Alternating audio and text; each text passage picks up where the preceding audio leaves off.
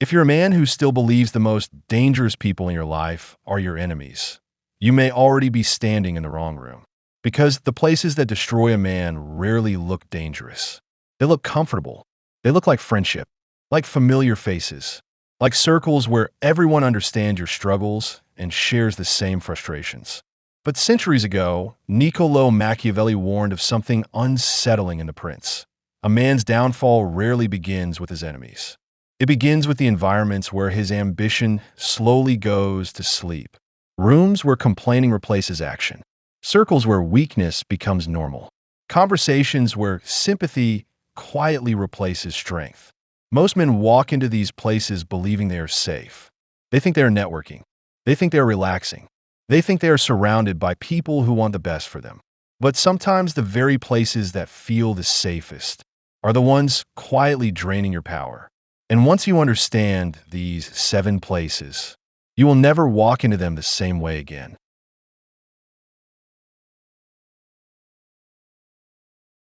There is a place many men visit every week without realizing the danger. It is not hidden. It does not look threatening. In fact, it often feels warm and familiar. It is the circle of comfortable failure. A group of friends, old colleagues, people who have known each other for years. The conversation begins harmlessly. Complaints about work, frustration about money, stories about missed opportunities. At first, it feels like a connection. You speak about your struggles. Someone nods in understanding. Another person shares a similar story. The room fills with agreement, with sympathy, with the quiet reassurance that everyone is facing the same difficulties. Relief follows. But Machiavelli observed something unsettling about environments like this. In The Prince, he noted that people often adapt themselves to the conditions around them.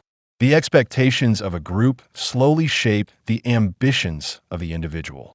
In a circle where struggle is normal, ambition begins to soften. The problem is not that these people wish harm upon you. Most of them genuinely care. But their comfort comes from stability, not disruption. From familiarity, not transformation. When someone in the circle begins to rise, it quietly threatens the balance of the group. So the conversations stay the same. Dreams are discussed, but rarely acted upon. Plans are imagined, but rarely pursued. The room becomes a place where frustration is shared instead of solved. Psychologically, this environment acts like a sedative. Complaining releases emotional pressure. Sympathy creates temporary relief.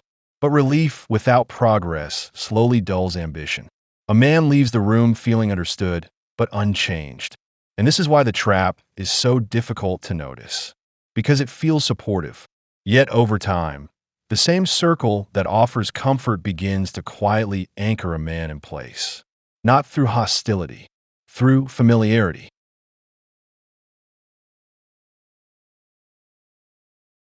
There's another place that feels harmless at first. It is the room where approval flows easily. In this environment, almost everything you say is supported. Your opinions are rarely challenged. Your frustrations are always justified. Your ambitions are praised without question. At first, this feels empowering. People nod when you speak. They tell you that you deserve more. They assure you that the world simply failed to recognize your value.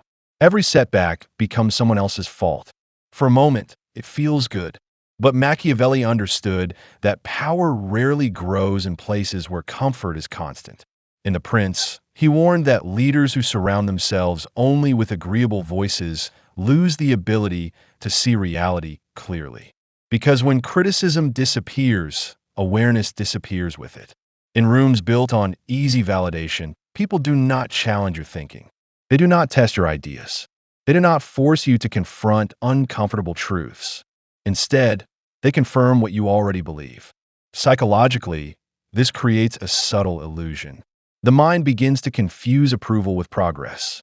Feeling supported begins to feel like moving forward, but nothing actually changes. Ambition quietly softens.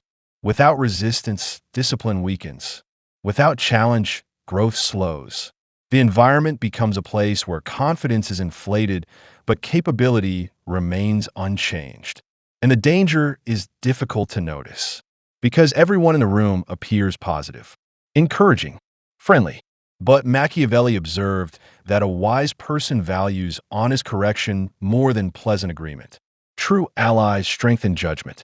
Rooms built only on validation slowly weaken it. And a man who spends too long in such environments may feel powerful while standing still, until the moment arrives when reality demands results, and the approval that once felt so comforting offers no protection at all.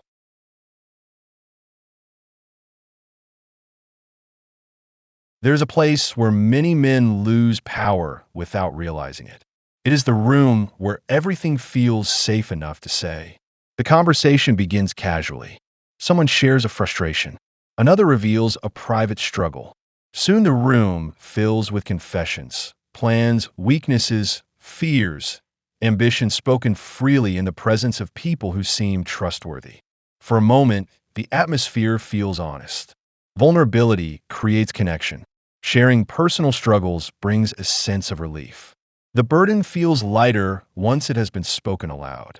But Machiavelli understood a difficult truth about human nature. In The Prince, he warned that information is a form of power. Those who reveal too much of their intentions or weaknesses make themselves easier to predict, and therefore easier to control. Words, once released, cannot be gathered again. In social environments, information travels quietly. A private frustration mentioned casually may become tomorrow's gossip. A vulnerability shared in confidence may later become a point of leverage, not always through malice, often simply through human curiosity. Psychologically, people remember weaknesses more clearly than strengths. The mind stores these details as reference points, ways to understand someone's limits, fears, or ambitions. Over time, the man who speaks freely in every room slowly becomes transparent. Others know what unsettles him, what motivates him, what he fears losing. And once those patterns become visible, influence becomes easier. Machiavelli believed that wise individuals measure their words carefully, especially in social settings. Not because secrecy is arrogance, but because restraint protects independence. There's a difference between conversation and exposure. One builds connection, the other leaks power. And the most dangerous part of this place is how comfortable it feels. Because the room where everyone speaks freely is often the room where everyone quietly remembers.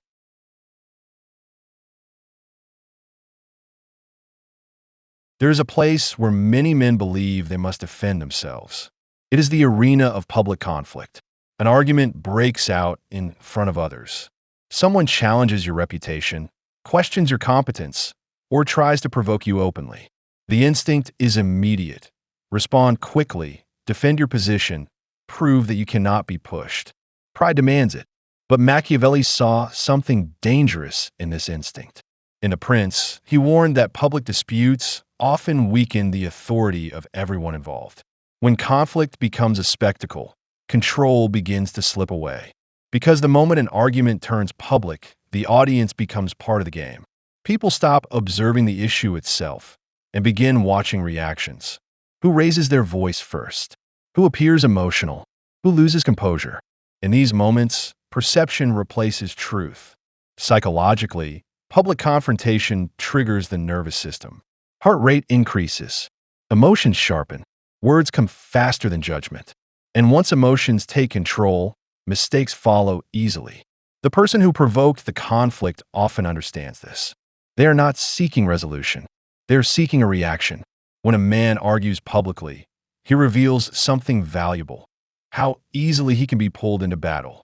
His emotional limits become visible. His composure becomes measurable. Machiavelli believed that those who possess real authority rarely rush into public confrontation. They choose their battles carefully. They speak when the timing strengthens them, not when provocation demands it. Silence in these moments can feel uncomfortable, but silence often removes the stage entirely. Without an opponent reacting, the spectacle fades. The conflict loses momentum. The audience eventually shifts attention elsewhere, and the person who attempted to provoke the argument is left standing alone in the arena. Because sometimes the most effective way to win a public conflict is to refuse the performance altogether.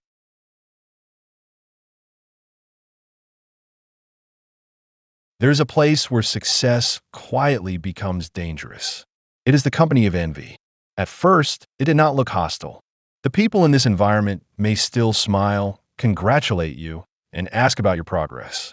Conversations appear normal. Support seems present. But beneath the surface, something subtle begins to shift. Your growth changes the balance of the room. In groups where everyone once stood at the same level, advancement introduces comparison. A new opportunity, a promotion, or financial progress can quietly disturb the emotional equilibrium. Machiavelli understood this tension well. In The Prince, he wrote that people often resent those whose rise reminds them of their own stagnation. Not always consciously, but comparison awakens discomfort. Psychologically, envy rarely appears openly. Instead, it hides behind small changes in behavior. Compliments become shorter. Conversations carry a faint edge of sarcasm. Advice suddenly appears where encouragement once existed. Sometimes the reaction becomes more subtle. The group begins discouraging ambition without saying so directly. Dreams are described as unrealistic. New ideas are treated with quiet skepticism. Risks are framed as foolish rather than courageous. Over time, this atmosphere begins to influence behavior. Ambition feels disruptive. Progress feels isolating. The man who once spoke openly about his plans becomes quieter, unsure whether sharing success will create tension. This is the silent effect of envy. Not open hostility, but quiet pressure to return to the level where everyone feels comfortable again. Machiavelli believed that those who rise must recognize this dynamic early, not to grow suspicious of everyone, but to understand that progress naturally changes relationships. Because not every environment can celebrate growth.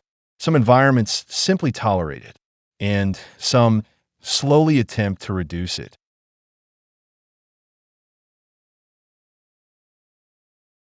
There's a place where many men feel powerful while quietly becoming weaker. It is the place of constant approval. In this environment, recognition arrives easily. Every opinion receives agreement.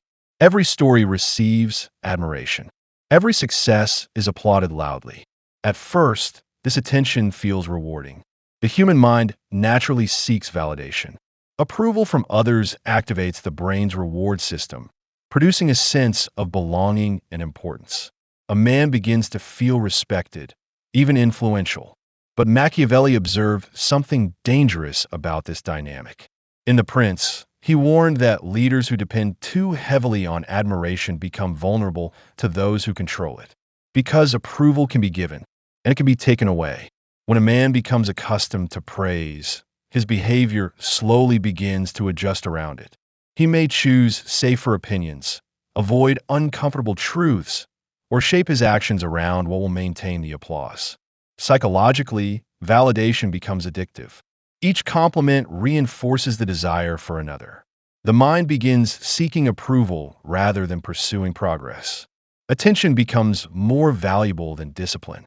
Over time, this environment changes priorities. Instead of focusing on long-term growth, energy shifts toward maintaining reputation within the group. A man begins protecting his image rather than strengthening his character. The danger of this place is subtle. Everyone appears supportive. Conversations feel encouraging. The atmosphere seems positive. But Machiavelli understood that those who seek constant admiration slowly surrender independence. Because the crowd that praises you today can quietly control you tomorrow. True strength does not grow in environments where approval is guaranteed. It grows where judgment remains independent, where decisions are guided by clarity rather than applause. And sometimes that kind of independence requires stepping away from the place where approval is easiest to find.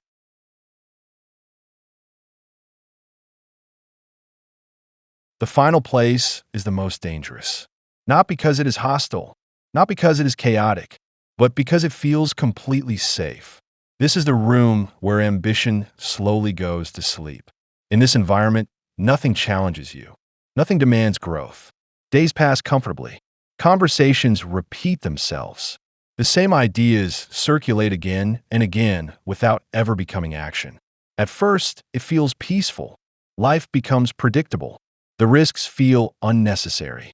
The effort required to change direction begins to look exhausting compared to the comfort of staying exactly where you are.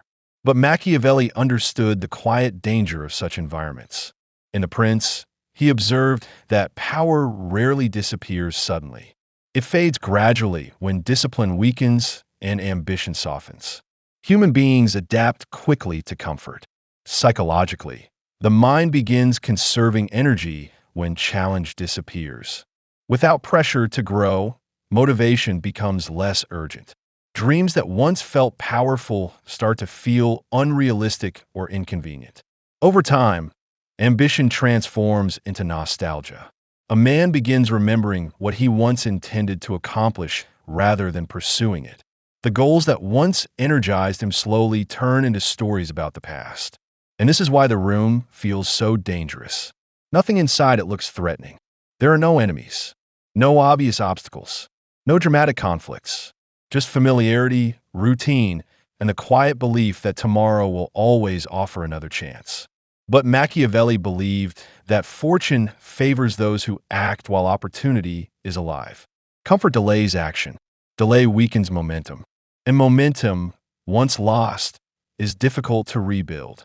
The room where ambition dies is rarely recognized while someone is inside it, because comfort disguises stagnation, and the longer a man remains there, the more difficult it becomes to remember the person he once intended to become. If you prefer the uncomfortable truth over comforting lies, subscribe to join a community of observers.